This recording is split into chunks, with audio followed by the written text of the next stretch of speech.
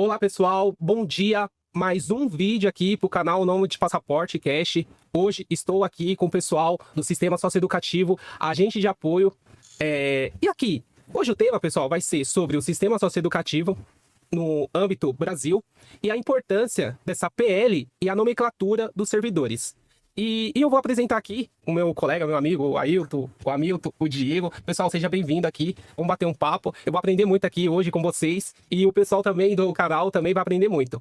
Qual a importância, eu falo para você, Ailton, te pergunto a questão dessa aprovação da nomenclatura. Fernanda, bom dia a todos. Obrigado pelo convite, né? Quero agradecer o convite, a oportunidade de estar aqui, para a gente poder falar um pouco mais do nosso trabalho. Estou no Sistema Socioeducativo há 20 anos e nós estamos, para falar dessa nomenclatura, ela ocorreu diversas mudanças ao longo dos anos. Eu vou ser bem breve para não ficar extenso, né? Ao longo dos anos, nós já tivemos a nomenclatura de monitor, agente de apoio técnico, agente de proteção, agente de segurança em 2005, foi quando nós entramos, o Hamilton entrou também, e agora recentemente mudou para agente socioeducativo, né? Todas elas foram feitas pelo governo. E especificamente essa nossa PL 875 de 2019, que a gente quer inserir a palavra segurança, ela tem que ser via LESP. Tem que ser via LESP porque o governo, eu não sei qual é a questão que implica nisso, em conversas com a instituição, em conversas com autores da Fundação Casa, eles ficou acertado que não teria objeção nenhuma se viesse da LESP. Legal. E assim, quem teve a iniciativa de montar, vocês montaram um grupo maior do Brasil, quem teve essa iniciativa? Vocês estão todas as semanas na LESP, junto com os deputados, tanto da base, tanto da oposição, ali, conversando, pedindo para eles ajudarem. Eu tô vendo que eles sempre atendem, vocês vêm, abrem o gabinete para vocês, e eu até falei assim, a questão do Diego tá correto, com respeito ali, nesse momento pra gente se unir, né? A gente tem que tratar todos com respeito, e assim, como que iniciou essa campanha? Eu pergunto para você. O Diego vai poder falar melhor disso. Tá, Fernando, partiu da ideia que a nossa PL, ela está parada, né, na LESP desde 2019. Né? Ela já passou por todas as comissões, ela foi aprovada e ela está na ordem do dia, tá? Para votação, para poder ir para o governador, para ele autografar, né? Para ele sancionar a lei e aí se tornar definitivo a nossa nomenclatura, que é agente de segurança socioeducativo, tá? Que realmente é a nomenclatura que faz jus ao trabalho que a gente exerce dentro do sistema socioeducativo. Tá, então, diante disso daí, a gente se sentiu incomodado que estava parado lá, né? E uma morosidade tanto por parte dos deputados, né? Como uma morosidade até por parte dos servidores, né? E aí a gente resolveu, né? Um grupo de seis integrantes, né? Os outros 3 não estão aqui, que é o Everaldo. Tá? Até mandar um abraço aí pro Everaldo, o Denis e o Lailson. Tá? Primeiramente, a gente montou um grupo entre a gente e agendou algumas reuniões dentro da LESP com o líder do governo lá, pra gente conversar com ele para saber o porquê que nossa PL estava parada, né? E com o Major Meca, que é o autor da PL. E aí a gente marcou a reunião com eles e fomos até lá. E fomos muito bem atendidos pelos dois, pelo Gilmaci Santos e pelo Major Meca. O pessoal do gabinete do Major Meca lá, sem palavras, a doutora Andréia, o Coronel Reinaldo. São pessoas extremamente... sem palavras mesmo, muito gente boa, atenciosíssimos, tá? Coronel Reinaldo fala que lá é o nosso ponto de apoio dentro da LESP, só tenho a agradecer a ele, tá? Gilmaci Santos também atende a gente muito bem quando a gente vai lá, na medida do possível que ele pode estar nos atendendo, tá bom? E aí a gente começou a articulação dentro da LESP, né, para realmente trazer um reconhecimento da PL e mostrar para os deputados que o sistema socioeducativo é importante para o estado de São Paulo, é importante para a formação do jovem que cometeu um ato infracional, tá bom? E aí, primeiramente, fizemos essa conversa entre a gente, fomos até a LESP, começamos os trabalhos, e aí conversamos de novo, falamos, a gente precisa montar um grupo no WhatsApp, tá, para abranger todo o estado de São Paulo. Por quê? Para quem não sabe, de São Paulo capital até a última unidade que tem no estado de São Paulo, que é o Irapuru, né, que era Bernardes, mas fechou, agora é Irapuru, a última unidade do estado, dá 600 quilômetros, é muito longe, né? Então, às vezes, as informações não chegam para os servidores lá. Apesar de muita tecnologia hoje em dia, ainda não chega as informações. E cada unidade, ela tem a sua especificidade, tá? Ela tem o seu problema, ela tem uma maneira de condução, apesar de ter as portarias da instituição, tá? Então, a gente precisava ter o contato com esses servidores também e mostrar para eles que a gente estava correndo atrás e que a gente precisa do apoio deles também. E aí a gente montou o grupo do WhatsApp. Tá? A gente montou esse grupo do WhatsApp, que é o maior grupo do Brasil. Até porque o sistema socioeducativo de São Paulo, ele é o maior do Brasil. Tá? Há quem diga que ele é exemplo, né? E que os outros estados se espelham nele. Porém, quem está dentro sabe que a gente está muito atrás, né, de alguns outros estados, tá? Mas ainda somos referência, tá bom? Eu passo só um minuto desse gancho. E o que acontece? São Paulo sendo o estado com a maior arrecadação da União, E assim, eu te pergunto, qual é o estado que está mais avançado? Porque eu estava vendo, se eu não me engano, é o Curitiba e Santa Catarina. Eu passo para você, qual o estado aqui, os 27, que estão na frente? O Hamilton pode responder com mais propriedade. Eu acredito que hoje Brasília com certeza, Goiás, Acre, Mato Grosso do Sul, sabe, Minas.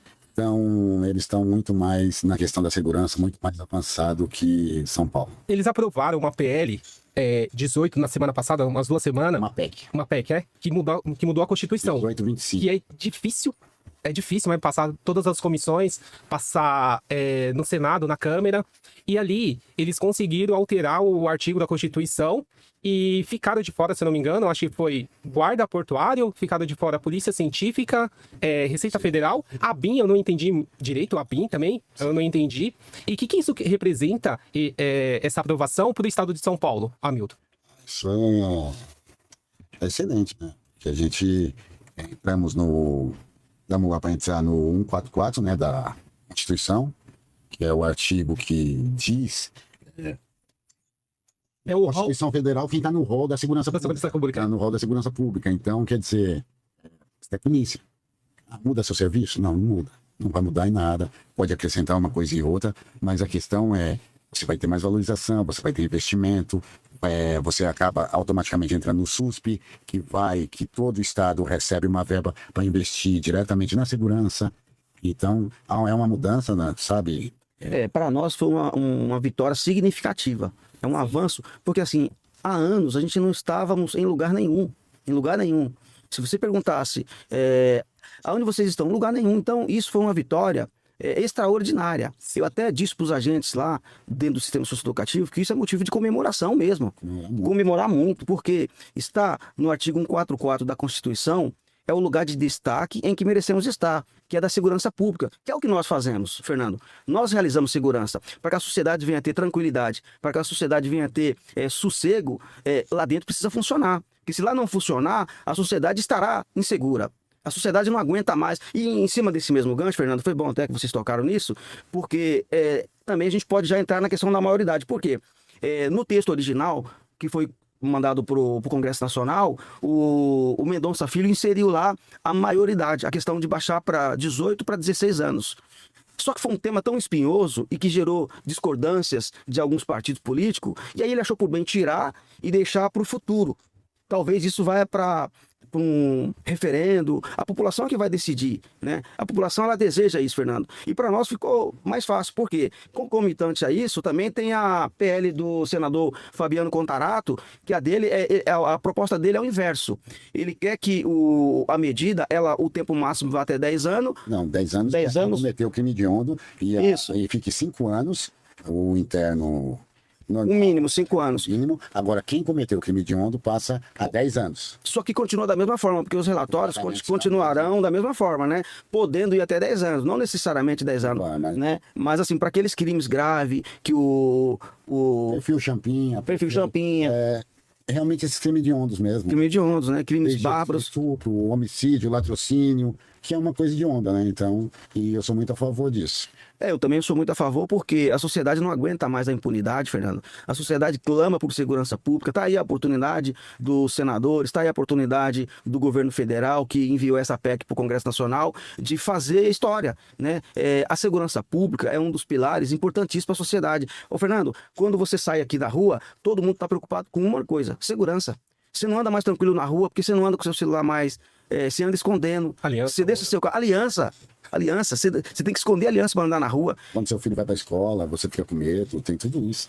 Então, veja bem, fazem uma pesquisa lá, uma boa parcela dos presos que estão hoje no sistema penitenciário, metade deles ou mais passaram pelo sistema socioeducativo, metade. Aí alguém vai dizer, mas lá não está ressocializando? A gente não vai ser ingênuo. Há um ou outro lá que procura um emprego, que sai de lá melhor, mas uma boa parcela deles continua reincidindo, continua dando trabalho para a sociedade, continua no crime, ele entra batendo a mão no peito que ele está numa colônia de férias. Porque, olha só, Fernando, existe um grupo aí fora, eu posso aqui dar nome para eles, é o pessoal da Coalizão, e nós temos também a resolução do Conanda. O Conanda, tem alguns atores do Conanda que eles têm um viés voltado para o social. Não que seja errado a questão social.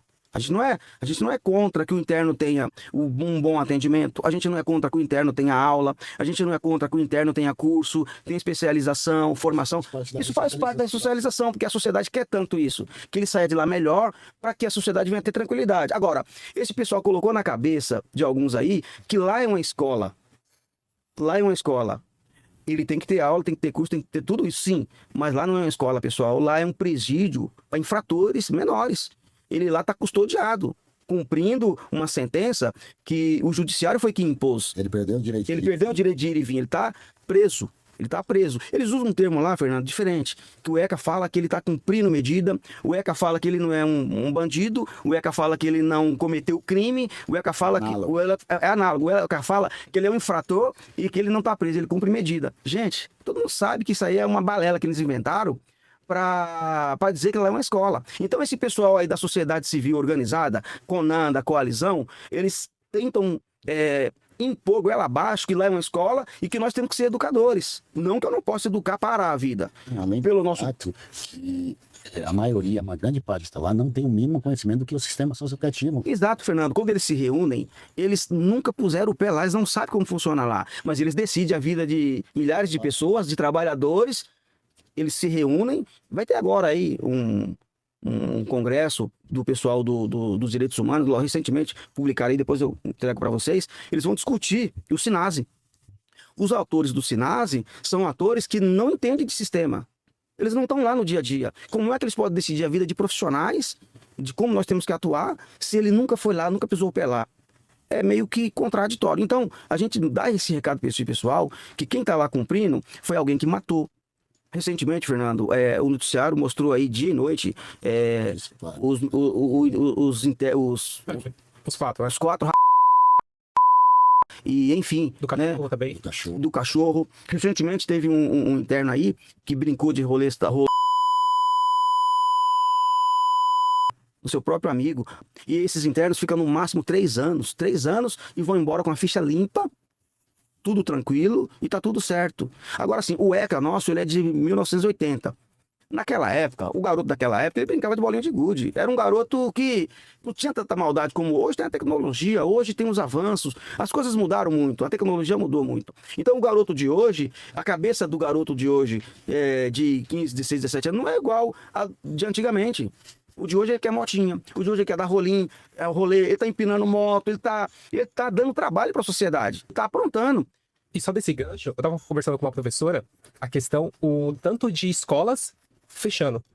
Ela falou que perdeu muita atribuição de aula porque estão fechando, algumas grades escolares. Isso daí é pior, eu acredito, para o sistema socioeducativo, né? Com certeza, Fernando, não tenha dúvidas, né? E há assim, eles falam lá, né, da ressocialização. Isso aí tinha que ser feito na base. Na escola. Porque assim, ó, quando quando ele infringe a lei e ele vai parar dentro de um sistema, aí todo mundo quer dar a atenção só ali. Quer educar, quer cuidar, quer ressocializar, peraí. Mas quando ele estava lá no município, lá na comunidade, quando ele estava lá numa situação difícil, quem foi lá do órgão público lá dar uma assistência para ele, dar um curso? Ninguém. Passando dificuldades, morando mal.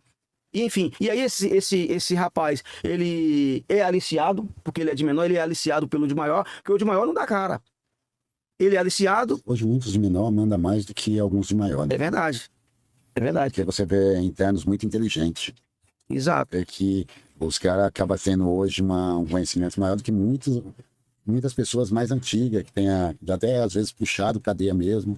E você vê sendo comandado por menores de idade. Então, Fernando, resumindo, o nosso trabalho, ele é o trabalho policial. A mesma coisa que o sistema prisional faz, é o que nós fazemos. Veja, Diego e Fernando e Hamilton. Vou fazer uma comparação aqui para os senhores, para quem está em casa assistindo, entender. Veja como que é contraditório.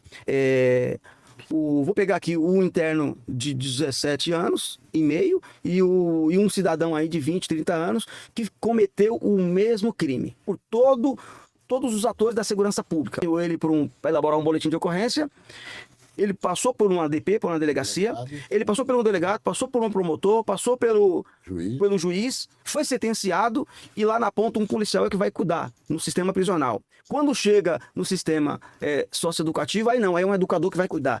Isso é incoerente, não tem sentido. Isso não é razoável. Agora é um educador. Não.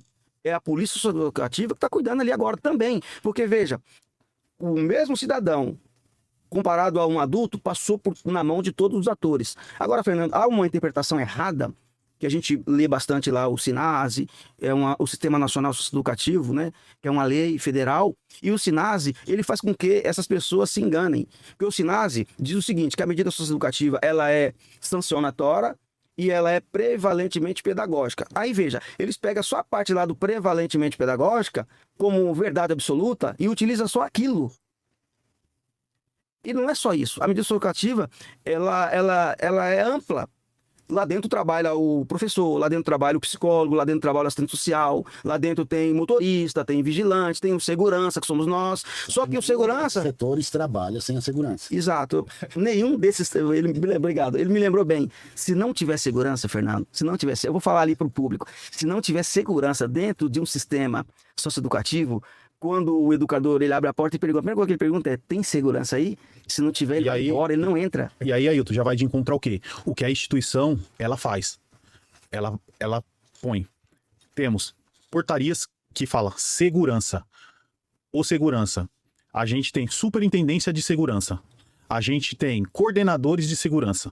Tá? Recentemente agora, em São Paulo, tem o pessoal que dá curso, tá, de segurança.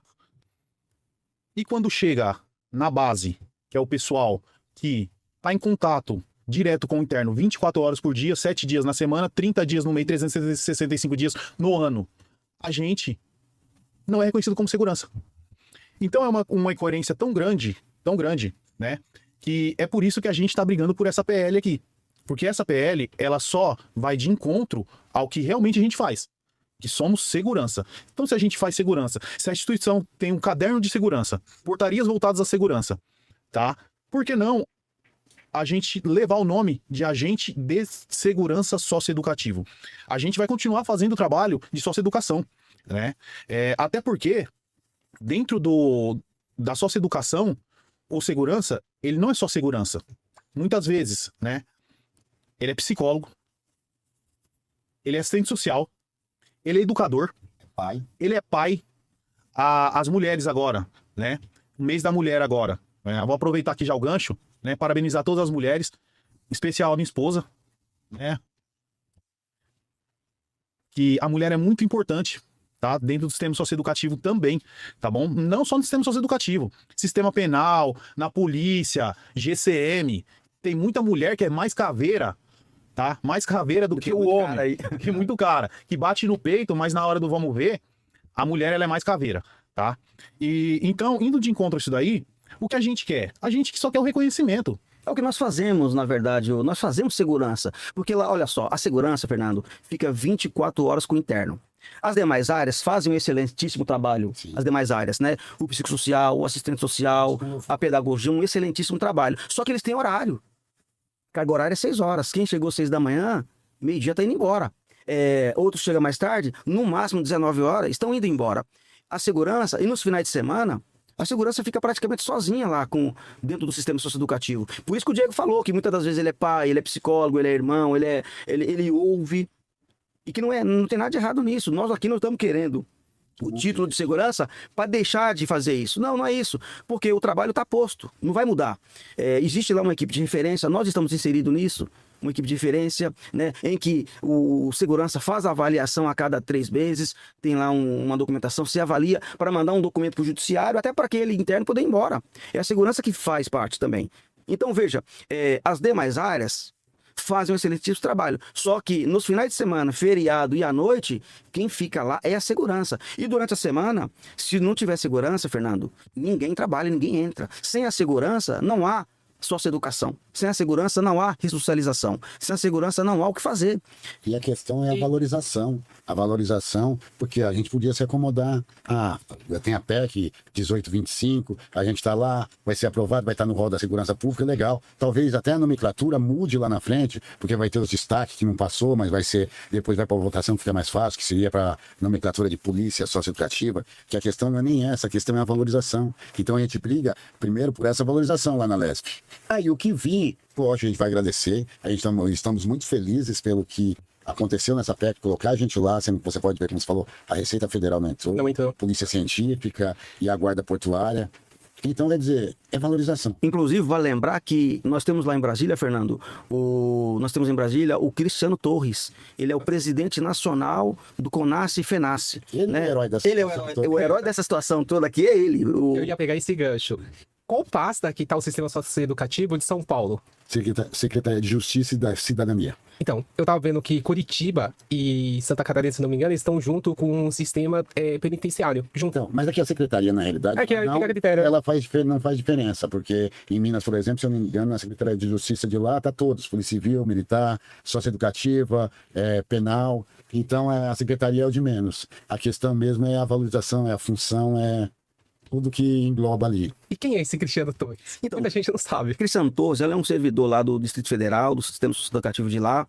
Ele tem realizado um trabalho magnífico, um trabalho excepcional. Eu não lembro o nome, mas tem o do Rio. Sim, eu vou citar ele. Os caras sempre... Não é só o Cristiano Torres, eu estou citando ele como o presidente, mas tem o João do Degase, do Rio de Janeiro, tem o Condé, são diversos profissionais a nível Brasil, né? E para não ser injusto, nós temos aqui 3 agentes de segurança de São Paulo que têm ido à LESP também fazer um trabalho, né? Tem o Luiz Wagner, tem o Joel, tem o Souza e o Valdir. Né, eles têm ido para Brasília para ajudar o Cristiano Torres nessa demanda, nas nossas demandas, que não é uma só, são diversas demandas lá, né? Que o porte está lá. Tem a questão do... Tinha outra de um 44 também, que já tinha sido mandado pelo próprio Senado para nossa inclusão no 44. Aí como veio a PEC da Segurança Pública e colocaram a gente, então acho que essa daí já... E agora, Fernando, como passou no Congresso Nacional, passou na Câmara dos Deputados, que era o mais difícil, né? Que era o mais difícil. Isso aí já foi encaminhado agora para o Senado Federal, e nós esperamos que os senadores que estão nos assistindo faça esse reconhecimento para nós, mantenha a PEC, nos mantenha dentro do artigo 144 da Constituição. E pedir para os agentes que mandem e-mail para os senadores de São Paulo, mandem e-mail pedindo apoio para que mantenha, para que, possa acontecer tudo tranquilo aí, tudo no rito certinho, para que não haja problema nenhum, que todos mandem e-mail e falem, se valorizem. Vou pegar esse gancho. Eu acho que o vento tá tudo ao nosso favor. Com certeza. Você viu o que aconteceu na questão do Equador? Não sei se vocês estão acompanhando. Equador e Colômbia, que houve ali entrada em luta. Tudo isso está acontecendo na questão do Trump, que ele assinaram um acordo, né? Ali da América do Sul, e tirar o Brasil, acho que não fez parte. Então, acho que assim, tudo tá ao nosso favor. E a questão que o Trump, ele quer a questão do combater o narcotráfico, né? Então, eu acredito que os nossos senadores, assim, eles vão aprovarem, eu acho. Se Deus quiser. Primeiro, que é uma demanda que quem vai ganhar é a sociedade, né? Porque os senadores, com certeza, vão debruçar em cima disso e eles vão até melhorar isso. Porque foi muito injusto. Lá atrás, quando era pra gente... A gente do SUSP. Era pra gente estar no SUSP há muito mais tempo. Tiraram. Eles não... Major Olímpio? Eu não lembro. Major Olímpio estava... Foi o Major Olímpio, né? Major Olímpio brigou, ele foi um dos que apoiou muito. Guerreirão. E tiraram naquela época. Agora, dessa vez, eu acredito que isso já está pacificado. Já é de entendimento de todos que o que nós fazemos é trabalho de segurança pública. É segurança pública. Se você fizer, como você falou, for ver a porcentagem, realmente fizer um estudo, você vai ver que não tem como, que é uma boa parte, pelo menos 80% ou mais, de quem está no sistema prisional hoje, passou pelo sistema socioeducativo, você vai ver que se você resolver no início, você impede que chegue lá. Se você vê os grandes criminosos que hoje, não vou citar nome aqui, mas que tem nome na televisão, dizendo que comanda facções, passaram pelo sistema socioeducativo. Então, quer dizer, quando você vê uma boa parte desses homens, que para mim é homem, o cara com 17 anos é homem. Sim. Com 17 anos eu já trabalhava faz tempo, eu sustentava a minha casa. Então, é assim, os caras idolatram o crime organizado. Os caras seguem a linha, a doutrina dos caras. Você, por mais que você tenta convencer alguns, lógico, tem suas exceções, mas você queira convencer alguns, você não convence. Por quê? Porque ele vive aquilo, ele idolatra aquilo, ele ama aquilo. Então, a tendência é ele sair do sistema socioeducativo e ir para o sistema prisional. Porque existe o risco, Fernando. O risco, eu vou dar aqui exemplo, Fernando. Eu fui abastecer o carro no posto de gasolina e o colega falou pra mim assim, né? Ô, aí, eu sempre tomo um cafezinho lá com os colegas lá no posto de gasolina. Você trabalha onde? Eu falei, rapaz, vem aqui, eu trabalho no sistema socioeducativo. O cara, o quê, meu? Você é louco, meu? Se me dá 30 mil pra trabalhar lá, eu não vou, cara. Você é maluco? Eu falei, não, cara, é porque a sociedade sabe que é perigoso, Fernando, trabalhar ali. Sabe que é perigoso e há o risco, né? Não lembro que ano foi, bateram na porta da minha casa, eu morava num apartamento, no térreo, bateram na porta do meu apartamento, 3 indivíduos com olho vermelho, provavelmente tudo cheio de drogas, né? Provavelmente estavam drogados, bateram de noite, eu estava no plantão noturno, a minha sogra abriu a porta, pois não, o que o senhor deseja? Ah, eu queria falar com o Ailton. O olho vermelho, minha sogra ficou com medo, falou, não, mas ele não tá. Um deles disse assim, mas ele não tá? Que hora que ele volta? Ela, não sei. Aí a minha sogra perguntou, mas é só com ele? Ela falou sim. Aí um deles falou, não é só com ele não. Não é só com ele não. Teve um lá que foi mais ajuizado, falou, não, é só com ele. Fernando, aquilo ali, você acha que ele foi lá pra quê? Pra me dar flores? Então, veja, me ligaram, no outro dia cedo corri pra casa, peguei todo mundo, peguei minha família, peguei todo mundo, coloquei no carro, pai, tô indo pra sua casa. Levei pra casa do meu pai e fiquei morando lá uns 6 meses, vendi esse apartamento, porque eu me senti inseguro, minha família tá lá, criança pequena, fiquei inseguro, saí daquele lugar, depois eu trabalhando e eu fui adquirindo minhas coisas depois, mas eu tive que me desfazer de um bem, vendi barato para ter que sair lá às pressas, porque a gente não sabe até hoje eu não sei quem bateu na minha porta da minha casa. Então, Fernando, há o risco. Muito. Eu, há 4 meses atrás, tive que mudar devido a eu morar numa certa região, logo é próximo atrás dos prédios que eu morava, havia lá uma comunidade, e eu não sei como que o interno soube que eu morava lá. Um belo de um dia, eu saindo de moto, ele vinha encostando. Eu achei meio estranho, até enquadrei ele, né? Em cima da moto mesmo. Pedi pra ele levantar a camisa, levantou, aí veio, conversando, dando risada. Beleza. 2 dias depois, ele foi lá com mais 3 caras dentro de um carro de fuzil. De fuzil. Aí você vai falar que isso é moleque? Que não é homem? O cara que vai de fuzil na mão? Quer dizer, eu não consigo arrumar um fuzil. Você consegue arrumar um fuzil? Mas ele conseguiu. Ele chegou lá de fuzil. A segurança ficou toda assustada. Aí eu, para não entrar numa situação, não correr o risco de amanhã depois eu estar saindo com a minha família e ser alvejado, peguei minhas coisas, aluguei inclusive em outro município, um apartamento e mudei. E muitas das vezes, o que acontece? Tanto o pessoal do sistema socioeducativo, o policial militar, o salário, você ganha uma remuneração, que nem eu tô falando, São Paulo, a maior arrecadação do Brasil e provavelmente o salário mais baixo? É um dos mais baixos da federação, Fernando. Não. É um dos mais baixos, porque assim, existe um mito errado que fala que São Paulo é modelo para o Brasil. É modelo quando se trata do interno. O interno lá tem 6 refeições por dia. Né? A estrutura. A estrutura. Quando você fala de estrutura, 6 refeições por dia, ele tem dentista a hora que quer. Se ele reclamou, ele é encaminhado pro dentista. Ele tem atendimento, passa na frente de todo mundo. Ele é muito bem tratado. Ele é muito bem tratado. Então isso fica caro. Isso fica caro, né? Agora, os olhares são todo pro interno. Ele tem boa alimentação, dorme, tem bom lugar para dormir, tem tudo lá. Só que o servidor, ele tá jogado às traças, Fernando. Ele tá largado, né? O plano de cargo de salário que tem, ele não contempla todos. Ele não é justo. Ele não contempla. Tem servidor lá que o salário é pequenininho. Aí o que acontece? O cara vai pro empréstimo, fica devendo na praça e fica com o nome sujo, aí começa a fazer bico, aí vira uma bagunça a vida do cara, e aí ele não consegue levar o alimento para dentro de casa, família começa a ficar desestruturada, aí ele começa a ir pro álcool, aí o que acontece? Começa o absenteísmo, a ausência do servidor no trabalho, o adoecimento mental, você tem que encaminhar ele para os atendimentos, porque quando a instituição fala que está cuidando de quem cuida, ela tem que cuidar do profissional. Porque existe uma discrepância. Não que o interno não mereça se alimentar bem, comer. Não, não é nada disso. A gente não é a favor de ninguém passar problema, não. Ele tem que ter suas coisas lá, porque o ECA garante isso. Agora, o servidor não pode ser... Tá desnivelado, isso, a balança não tá legal. O servidor é muito maltratado e o interno tem de tudo. Então, eu vou comparar aqui o professor. Mas eu vou comparar vocês como professor. Que o professor hoje na sala de aula é como que o Diego falou, tem que ser tudo.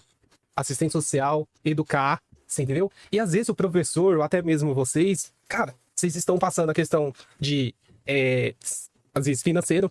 O salário não é tão bom, que nem você passou isso daí. Às vezes a localidade, você não conseguiu ali morar em um local bom. Porque eu tava vendo uma reportagem, quase 30% das pessoas moram em lugares faccionados. Porque, meu, o salário de São Paulo é o mais caro do Brasil inteiro. Como que um servidor vai pagar um local bom 5 mil reais? Tem como.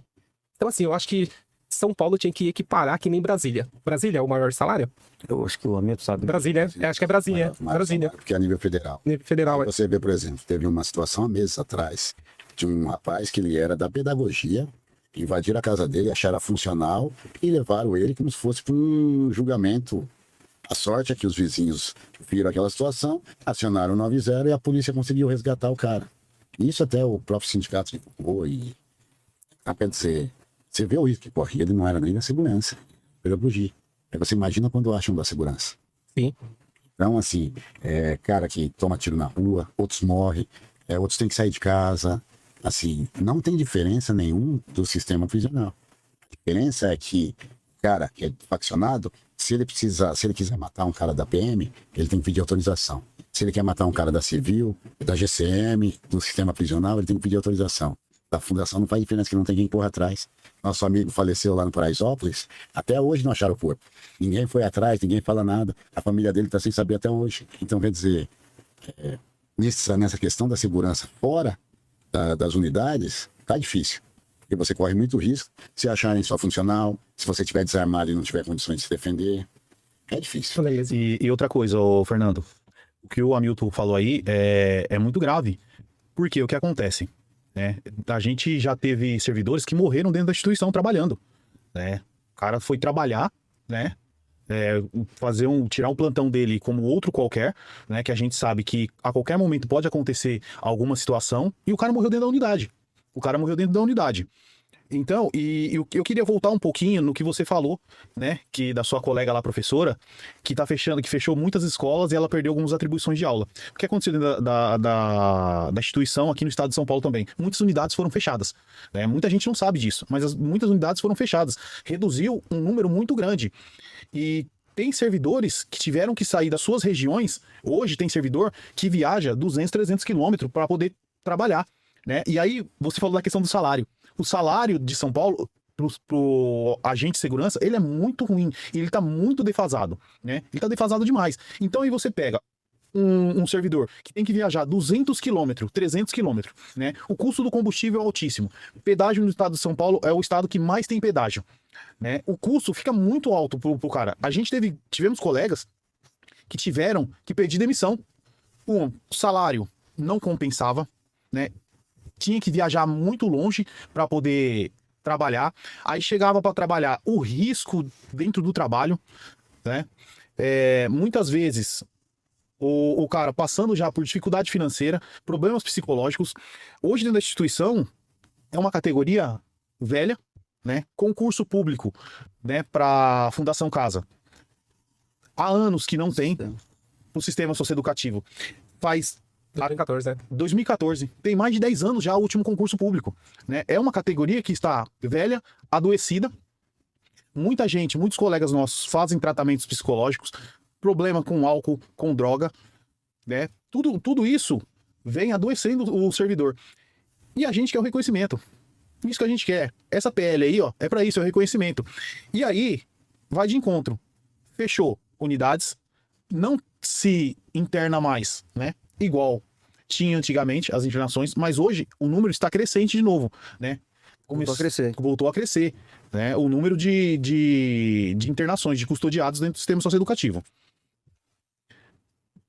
Então, você falando isso daí, eles queriam aquela internação, o STF, aquela internação domiciliar? Ou não? Não tinham algo assim? Então, as medidas, Assistida, mas... as medidas socioeducativas, Fernando, elas são assim, ó. A LA, ela foi repassada para o município. Antigamente era das instituições.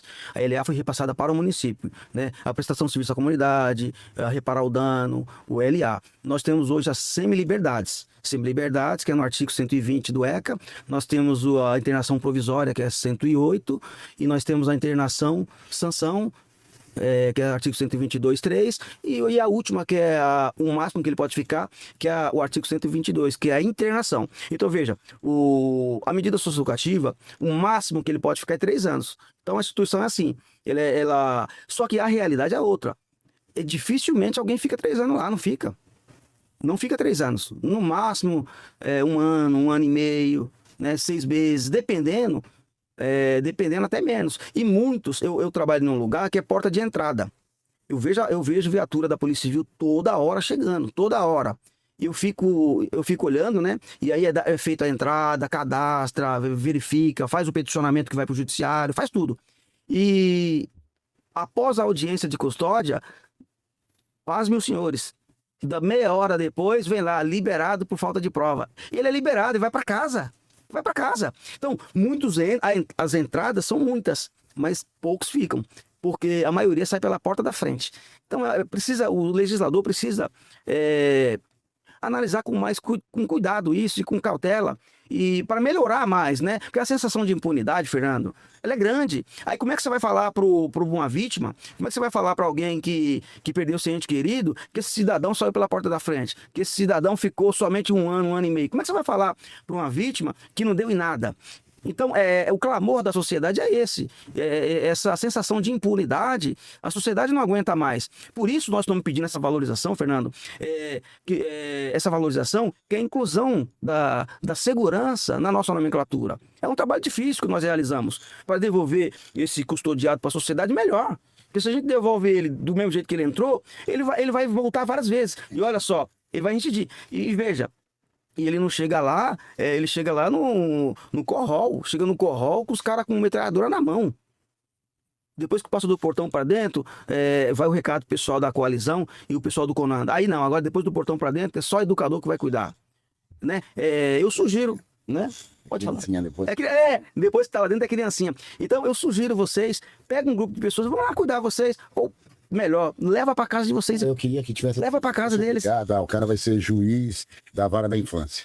Que ele fosse obrigado a pegar aqui, colocasse ele numa unidade, ele trabalhasse pelo menos 1 semana, enrustido como se fosse um agente. Aí eu garanto que ele ia mudar de ideia rapidinho. Não é questão de mudar de ideia, mas aí ele ia conhecer, aí ele ia saber, ele ia ver.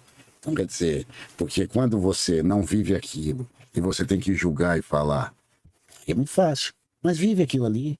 Pega essas pessoas, esse pessoal de direitos humanos aí que também, eu sinceramente, desculpa, não acredito, desde quando prenderam aquele cara lá que fazia contra a polícia lá e ganhava mensalidade da facção criminosa, eu não acredito mais em direitos humanos, não acredito nessas ONGs, nesses negócios, eu não boto fé. Então, É que os direitos humanos, particularmente, a gente não pode ser contra o trabalho deles. É a ideologia deles, eles trabalham para aquilo. Eles acreditam que tem solução, tem jeito, ele vai ser socializado. Depende também, né? Porque é o seguinte, vem lá na favela quando acontece aquelas Ninguém vai lá, né? que eles raspam o cabelo das meninas, que eles batem, agridem, matam, não vai ninguém dos direitos humanos lá. Não vão. Por que não vai ninguém do conselho tutelar lá? Agora, se você tem uma lojinha e você colocar seu filho para trabalhar e alguém denunciar, o conselho tutelar vai lá. Mas na favela não vai. Por quê? Quer dizer que, teoricamente, representa o Estado e tem medo de vagabundo que está lá na favela. Então eu não vejo lógica nisso aí, é a hipocrisia.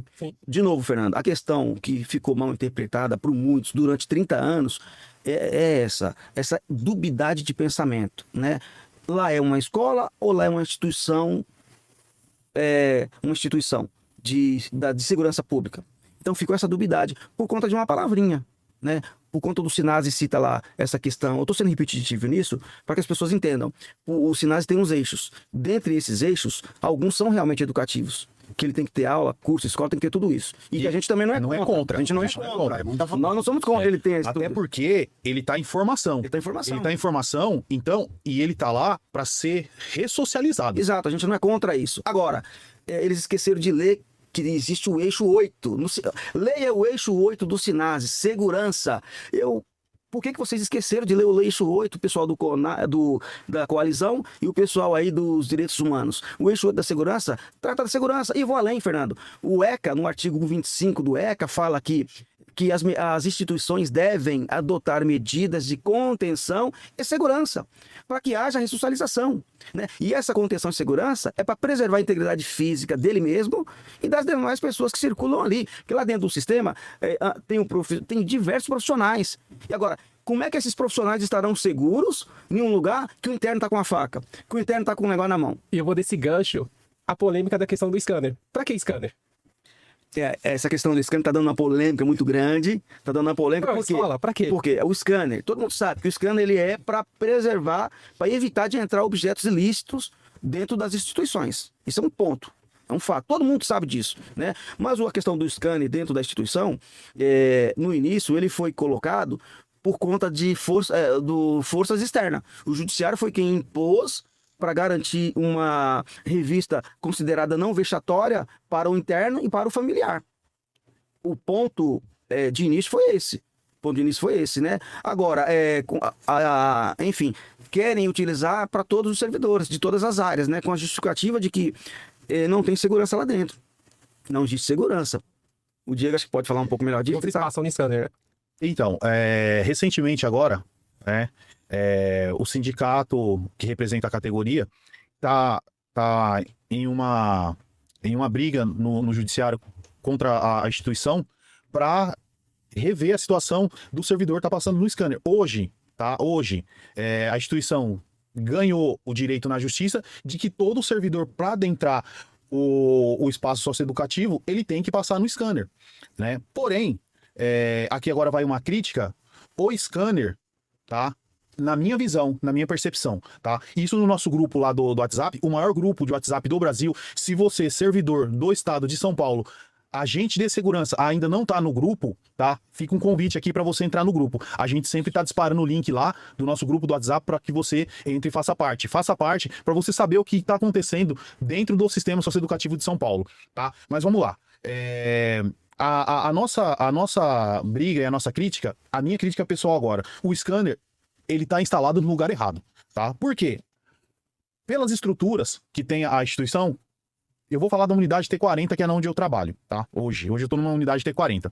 O scanner, ele fica na portaria ali onde está o vigilante, tá bom? O servidor, ele entra, ele passa no scanner, e aí ele vai pro armário, ele vai pra parte administrativa, fica ali nos corredores, tá? Depois que ele vai passar a gaiola para entrar no espaço socioeducativo onde estão os internos, os custodiados, tá? Então ali ele já andou por tudo.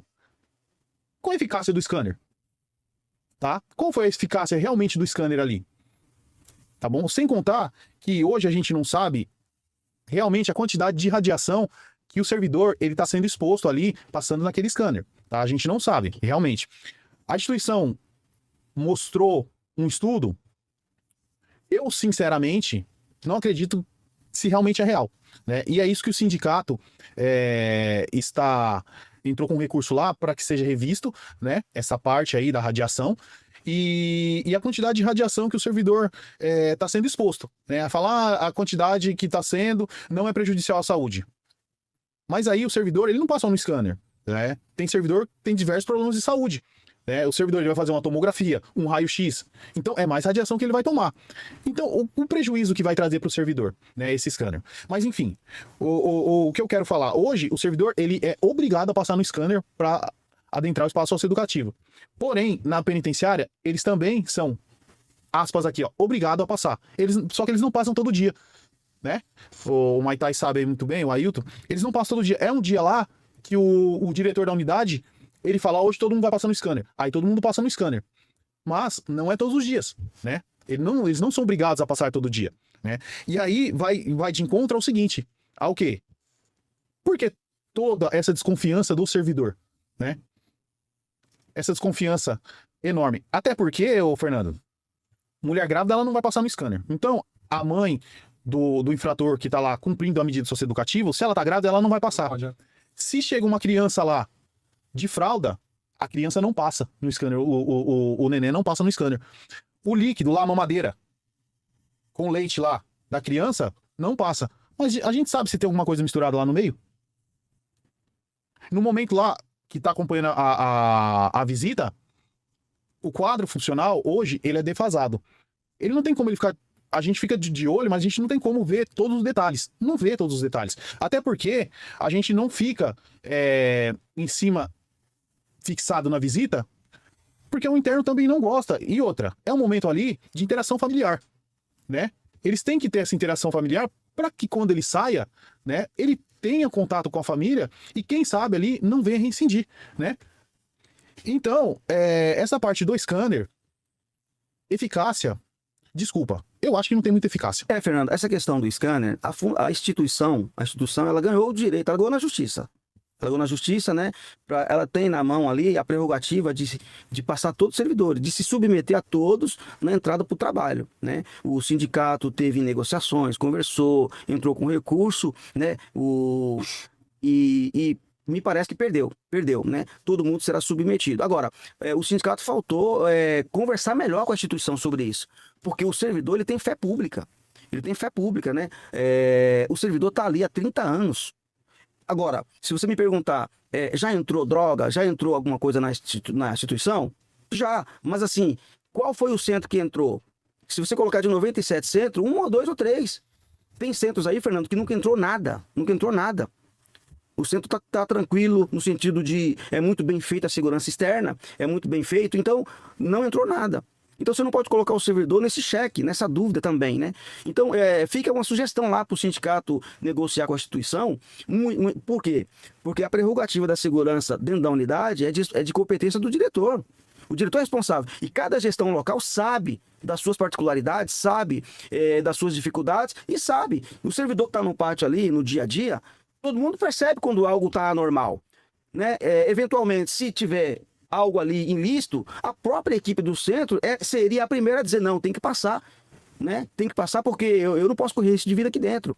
Agora, submeter todo mundo, sem critério, né? Estão dizendo lá que vai estar marcado no RP as dosagens, o servidor poderá acompanhar pelo RP, né? 500 microsieverts por ano, salvo engano, e isso é acumulado no RP para você não estourar a dosagem. E aí disseram que tem um curso lá do CENEM, que as pessoas serão habilitadas, serão capacitadas para operar essa máquina aí, né? Então, está muito complicado essa questão do scanner, porque o sindicato brigou e também não teve moral.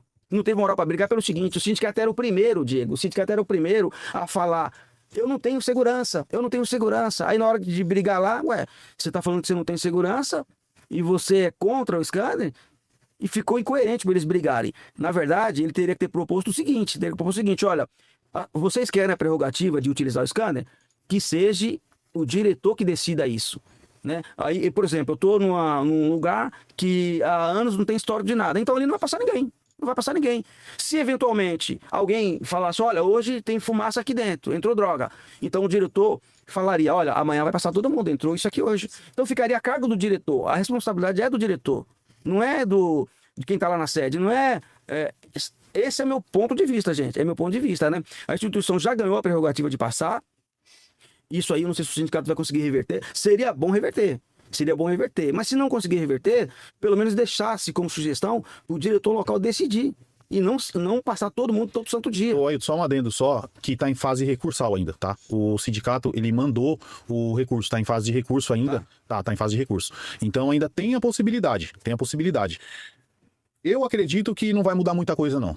Não, porque o diretor do sindicato, quando teve lá a oportunidade na mesa da decisão, ele falou, tem que ter critério. A juíza até achou legal, gostou. Ah, é? Aceito. E ele falou, o critério é qual? Homem passa homem, mulher, mulher. Aquilo ali foi, eu aceito o scanner. Quando ele falou, tem que ter critério, ele aceitou o scanner. Era para falar, não tem que ter critério nenhum e ninguém vai passar, ponto. Ninguém vai passar. Com ou sem critério, ninguém vai passar. Esse era o ponto-chave. Quando você fala, tem que ter critério, fica subentendido o seguinte, eu aceito, mas desse jeito. Aceitaram rapidamente. Aceitaram, bateram o martelo lá e falaram, não, tá fechado. Homem passa homem e mulher passa mulher. E é um mito também. É um mito porque os operadores que operam a máquina, eu conheço muito bem aquilo ali, os operadores que operam a máquina vai submeter todo mundo ali. Quando você, Fernando, deu as costas, a outra operadora que está aqui vai ver sua imagem. Se uma servidora passou ali, o outro operador que está aqui vai ver. A máquina é a mesma. Você clica lá no botão, você vai conseguir visualizar todas as imagens que foram submetidas naquele dia. Ou seja, o que o sindicato propôs é inoperante, ela não funciona. Ele tinha que ter negado até o último, não vai passar ninguém. E não falar, tem que ter critério. Porque aí eles aceitaram muito rápido, ficou fácil. E essa violência toda do menor infrator no nosso país, eu pergunto para vocês, o tipo de IPIs que vocês utilizam, né? E se tem algum grupo de intervenção rápida. Porque assim, se tá lidando, né, aqui no longo desse bate-papo aqui com pessoas violentas, vai, menor infrator violento. E se tiver alguma situação, o que ocorre? Só o Hamilton fala. Hoje, antigamente tinha o grupo, né? Ele foi extinto, se eu não me engano, em 2020 foi extinto, que era o grupo de intervenção, chamado de grupo de apoio. Tinha um que chamava Jake, então era assim, era dentro da capital e fora da capital. Em alguns lugares tinha uns que a gente chamava de itinerante. Hoje a gente tem o grupo de suporte, que trabalha, não posso dizer que é tão efetivo quanto era o grupo de intervenção. Mas assim, os caras fazem um serviço legal. Quando há necessidade da intervenção, eles fazem, talvez não com os mesmos IPI que antigamente usavam, porque parece que hoje foi extinto a tonfa, e há necessidade, né? Porque e aí você entra só com escudo, capacete de caneleira, então dificulta mais, porque você vai achar interno até 21 anos lá, porque você já é homem feito. E a categoria está um pouco envelhecida. Mas o grupo de suporte ele faz um serviço excelente. Tanto atua dando apoio nas unidades, quanto intervindo quando há necessidade disso. Mas, assim, eu gostaria muito que voltasse o grupo de intervenção, né? Já encontrava pronto para aquilo, né? Ficava no aguardo, fazia ronda, evitava diversas situações, né? Só o fato de uma ronda, quando você via eles que era passar com escudo, caneleira, coisa que os internos viam, já diminuía, já desinflamava um pouquinho. Então, eu sinto essa falta. Eu espero que agora, principalmente com a entrada no 144, que volte o grupo de intervenção, que crie o grupo de escolta próprio, que haja toda essa movimentação para melhorar o serviço. Ô, Fernando, eu tive o privilégio de, quando eu entrei na instituição em 2005, de ir direto para esse grupo de intervenção. Eu fui direto para ele. Eu lembro. Você lembra disso, né? Eu fui direto para esse grupo. Então eu atuei nesse grupo de intervenção de 2005 até quando ele acabou, praticamente, né? Não foram uma, nem duas, nem três intervenções que nós fizemos, Fernando, para tirar servidor ensanguentado lá do pátio. Servidor tomando cadeirada, servidor sendo hostilizado, os internos custodiados partindo para cima dos servidores com aquela agressividade, pano amarrado aqui, subindo no telhado e com faca, naifa afiada, falando que ia matar. E a gente não dando alternativa, né? Após as autorizações que vinham de cima, a gente entrava com uma equipe de 20 homens, com escudo, tinha uma formação, era muito bem organizado, e ali ocorria a contenção, né? Você preservava a integridade física de ambos, inclusive a do próprio interno. Porque se a gente deixasse, alguém podia morrer ali no meio do fogo. Quantas vezes nós passamos no meio do fogo ali para preservar a integridade física das pessoas? Eu lembro de situações que a polícia militar nem pôde entrar. Não pôde entrar. Quem tinha que entrar era a gente. Nós é que tinha que entrar. Tinha situações que tinha que negociar, que tinha refém. Tinha situações que nós ficamos... Eu lembro de situações que nós passamos a noite toda, Fernando, negociando. Os internos abriram um buraco na ala em cima e servidor como refém, e a gente ali negociando, não podia entrar o grupo. Era negociado, né? O grupo, ele entrava de forma providencial. Então era tudo bem avaliado, tinha uma equipe técnica para isso, tinha uma equipe muito bem treinada, a gente tinha treinamento do GAT, da Polícia Militar, né? Tinha um coronel que na época cuidava da segurança externa, então a gente tinha treinamento, era um grupo que passava a sensação de segurança para quem estava dentro dos pátios. Os servidores, quando via que tinha o grupo ali fazendo ronda, os servidores se sentiam mais seguros. Não que hoje não se sintam, mas é que hoje eles ficam com o pé atrás, eles falam... Se dá uma rebelião aqui, o que eu vou fazer da minha vida? Hoje todo mundo fica com o pé atrás. Fica com o pé atrás. Na questão dos coronéis, eu discordo. Porque eu acho assim que o coronel, ele não vive aquilo que ele não sabe a nossa realidade.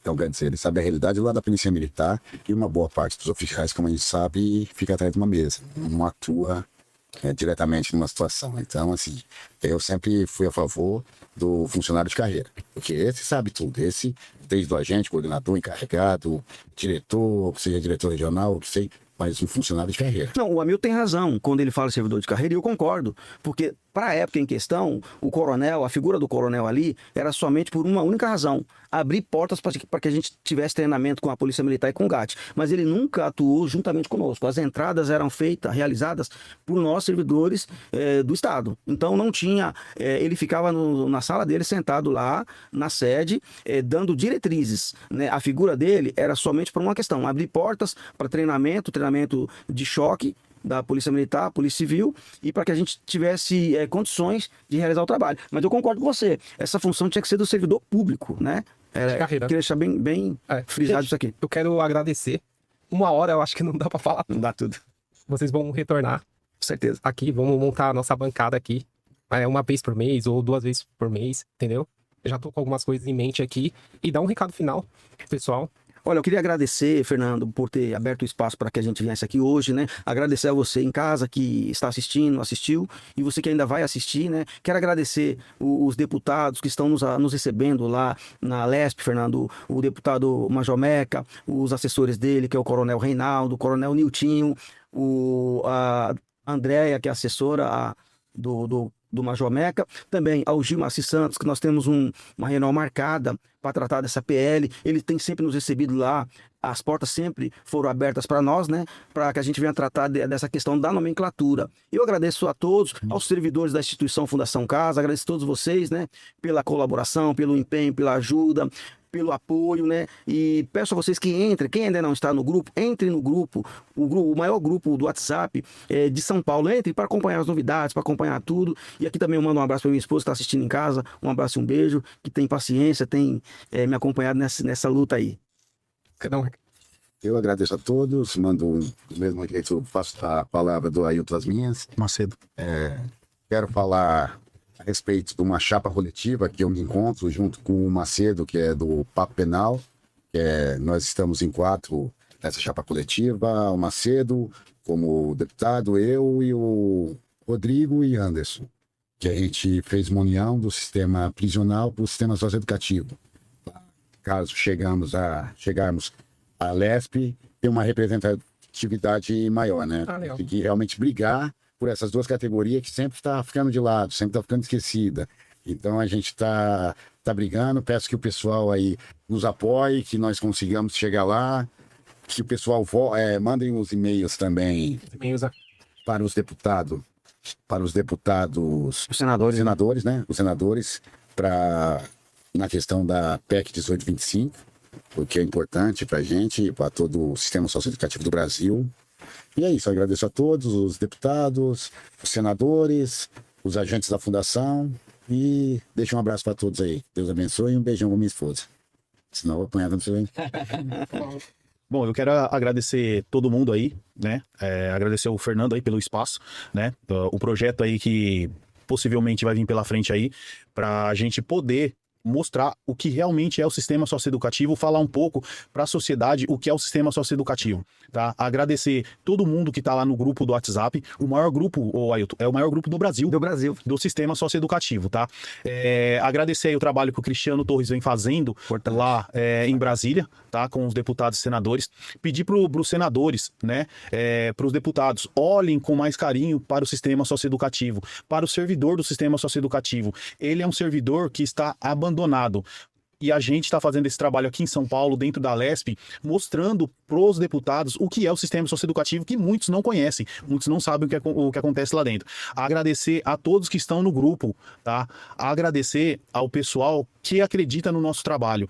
Agradecer a todos que estão à nossa volta. Agradecer a minha esposa também, né, que tem muita paciência, igual o Ailton falou. É uma questão que não é fácil, porque a gente tem as nossas demandas pessoal, né, e conciliar, deixar a nossa vida pessoal para correr para uma categoria, né, muita gente não acredita, mas a gente está indo porque a gente acredita na mudança, a gente acredita que o servidor, ele tem que ter esse reconhecimento. Agradecer aos deputados, igual já falou, Gilmaci, o Meca, dentre outros que a gente já foi recebido lá na Lesp, tá bom? Agradecer a todos pela paciência, né? E o muito obrigado, gente. Vamos continuar acreditando, né? É difícil, mas não é impossível. O não a gente já tem, a gente vai em busca do sim, tá? E a gente vai conseguir, tá bom? Muito obrigado mesmo aí, ô Fernando, pelo espaço, tá? Cedido aqui pra gente, né? Agradecer ao Macedo, junto com a Milton aí, né? Que fez essa chapa coletiva. Esperamos que o pessoal abra os olhos, né? E dê um voto de confiança pra ele que tá chegando aí, tá bom? Obrigado mesmo. Pessoal, mais um podcast. Deus abençoe.